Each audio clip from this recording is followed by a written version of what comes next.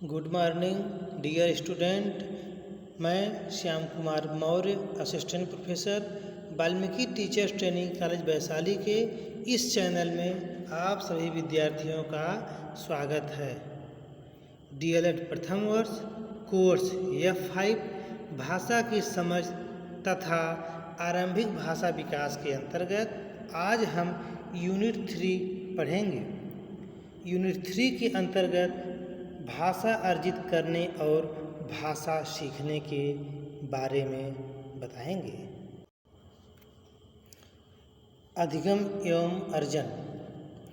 भाषा अधिगम और अर्जन यह स्पष्ट करता है कि बच्चे किस प्रकार भाषा को सीखते हैं और यह किस प्रकार उनके व्यक्तित्व, सामाजिक स्थिति व उनके आचार विचार को प्रभावित करती है। भाषा अधिगम और अर्जन से यह स्पष्ट होता है कि बच्चों में भाषाई विकास किस अवस्था में कितना होता है, वह कौन कौन से कारकों से प्रभावित होता है और भाषा सीखने की आदर्श परिस्थितियाँ क्या है, किस स्थिति में बालक भाषा को सीख सकता है। अर्जन जीवन प्रयत्न चलने वाली प्रक्रिया है जिसे व्यक्ति अपने परिवेश का अनुकरण करके उसमें निरंतर दक्षता प्राप्त करता है, जबकि अधिगम भाषा सीखने की एक प्रयासपूर्ण प्रक्रिया है। अधिगम का अर्थ एवं परिभाषा। अधिगम का अर्थ सीखना होता है। सीखना किसी स्थिति के प्रति सक्रियता को दर्शाता है। आप कोई भी चीज़ सीखने के लिए कितने सक्रिय हैं। यह एक ऐसी प्रक्रिया है जो जीवन प्रयत्न चलती रहती है। अधिगम जो है यह जीवन प्रयत्न चलने वाली प्रक्रिया है और व्यक्ति हमेशा सीखता रहता है एवं जिसके द्वारा हम ज्ञान का अर्जन करते हैं वह अधिगम ही है। प्रेषी के अनुसार सीखना हम उस अनुभव को कहते हैं। प्रेषी ने कहा सीखना हम उस अनुभव को कहते हैं जिसके द्वारा हमारे व्यवहार में परिवर्तन होता है तथा हमारे व्यवहार को एक नई दिशा मिलती है। अगर हमारे व्यवहार में कुछ परिवर्तन होगा तो लोग कहेंगे कि इन्होंने कुछ सीखा है। अधिगम व्यक्तित्व के सर्वांगीण विकास में सहायक होता है। जो यह अधिगम होता है व्यक्तित्व के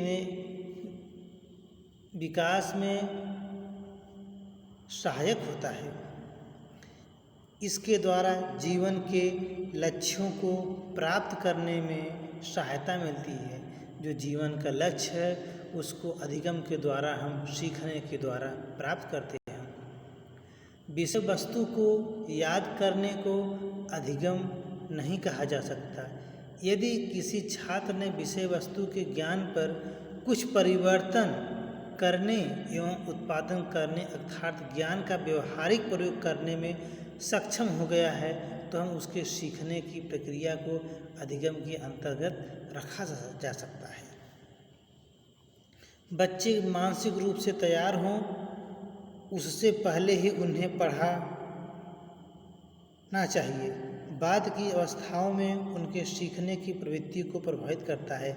इसलिए छोटे बच्चों को स्कूल जाने के लिए भेजा जाता है। यदि बच्चे बड़े हो जाएंगे तो उनका मन पढ़ने में नहीं लगेगा कि छोटे बच्चे के बीच में हम कैसे पढ़ें।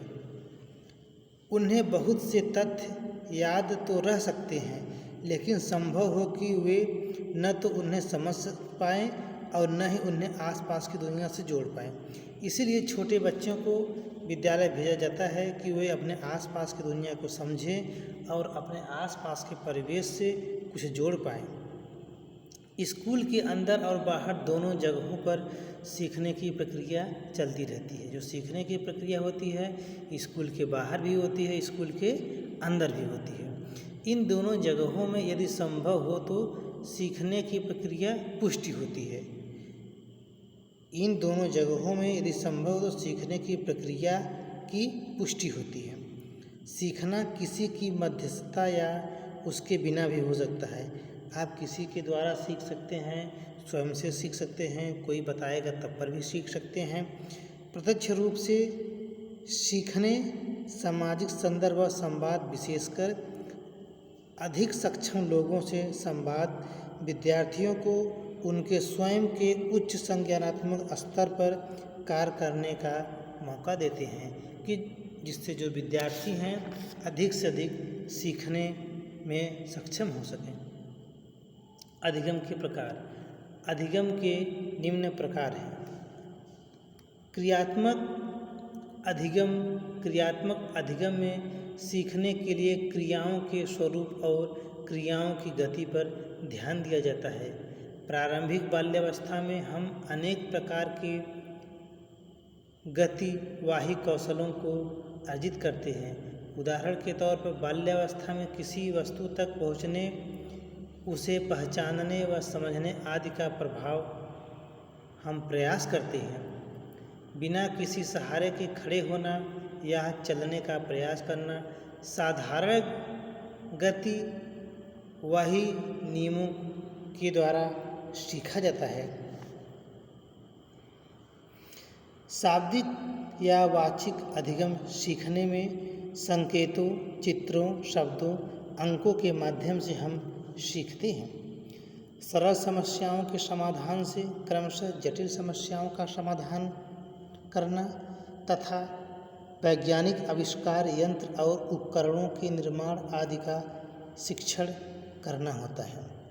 विचारात्मक अधिगम में व्यक्ति समाज में दैनिक जीवनानुभवों को देखकर या सुनकर उस पर विचार करके सीखता है। यह विचारात्मक अधिगम के अंतर्गत आता है।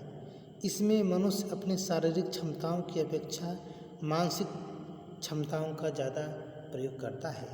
अधिगम में जो होता है शारीरिक क्षमताओं की अपेक्षा मानसिक प्रक्रिया में ज़्यादा तेजी या वृद्धि करने से होता है। तो इस प्रकार अधिगम, जो कि एक बच्चा जब से पैदा होता है उसके कुछ महीने बाद से सीखना प्रारंभ कर देता है और जब तक उसकी मृत्यु नहीं हो जाती तब तक वह कुछ न कुछ सीखता ही रहता है। तो इस प्रकार से अधिगम का जो मेरा टॉपिक है यह समाप्त होता है।